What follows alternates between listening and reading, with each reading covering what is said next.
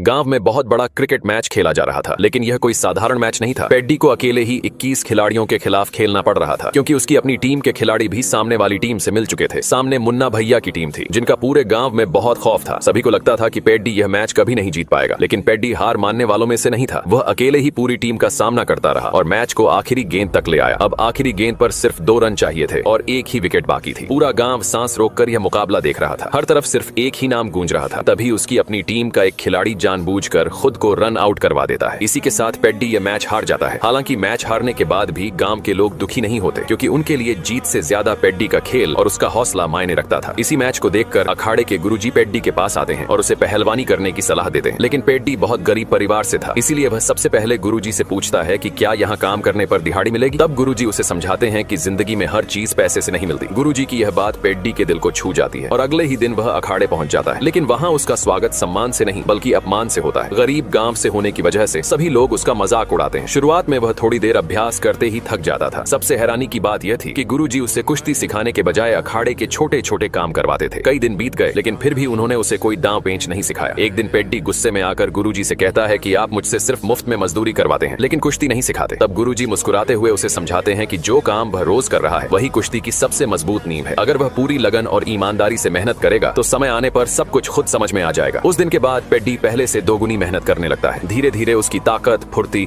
और आत्मविश्वास इतना बढ़ जाता है कि अखाड़े के बड़े बड़े पहलवान भी उससे डरने लगते हैं। कुछ समय बाद पेड्डी पहली बार बड़े अखाड़े में उतरता है। वहाँ दूसरे गांव के लोग उसका और उसके गुरुजी का अपमान करते हैं। यह देखकर पेड्डी का खून खौल उठता है। वह सबके सामने चुनौती देता है कि वह एक साथ 2 सबसे ताकतवर पहलवानों से कुश्ती लड़ेगा। उसकी बात सुनकर पूरा अखाड़ा हंसने लगता है। किसी को भी विश्वास नहीं था कि एक लड़का 2 पहलवानों का सामना कर पाएगा। लेकिन जैसे ही मुकाबला शुरू होता है, पेड्डी अपनी ताकत और शानदार दांव पेंच से कुछ ही मिनटों में दोनों पहलवानों को चित कर देता है। उसकी इस जीत से पूरा अखाड़ा हैरान रह जाता है। इसी जीत के साथ वह स्टेट लेवल प्रतियोगिता के लिए चयनित हो जाता है। स्टेट लेवल में भी पेड्डी लगातार एक के बाद एक मुकाबले जीतता जाता है और आखिरकार सेमीफाइनल तक पहुंच जाता है। लेकिन सेमीफाइनल का मुकाबला उसके लिए सबसे कठिन साबित होता है। सामने वाला पहलवान बहुत चालाक था। वह बार बार सिर्फ पेड्डी के पैरों पर हमला करता है। कुछ ही देर में पेड्डी का पैर बुरी तरह घायल हो जाता है। दर्द इतना ज्यादा था कि खड़ा रहना भी मुश्किल हो गया था। लेकिन पेड्डी हार मानने वालों में से नहीं था। वह दर्द सहते हुए आखिर तक लड़ता रहा और सेमीफाइनल भी जीत गया। लेकिन जीत के तुरंत बाद वह चक्कर खाकर जमीन पर गिर पड़ा। उसे तुरंत अस्पताल ले जाया गया। जब उसे होश आया तो उसने सबसे पहले डॉक्टर से कहा कि उसे फाइनल खेलने जाना है। डॉक्टर ने उसकी हालत देखकर साफ मना कर दिया, लेकिन पेड्डी अपनी जिद पर अड़ा रहा। तब उसके गुरुजी ने भारी मन से बताया कि फाइनल मुकाबले को 5 दिन बीत चुके हैं और वह पिछले 5 दिनों से बेहोश पड़ा था। ये सुनते ही पेड्डी पूरी तरह टूट गया। उसका सबसे बड़ा सपना उसकी आंखों के सामने ही अधूरा रह गया। उस चोट के बाद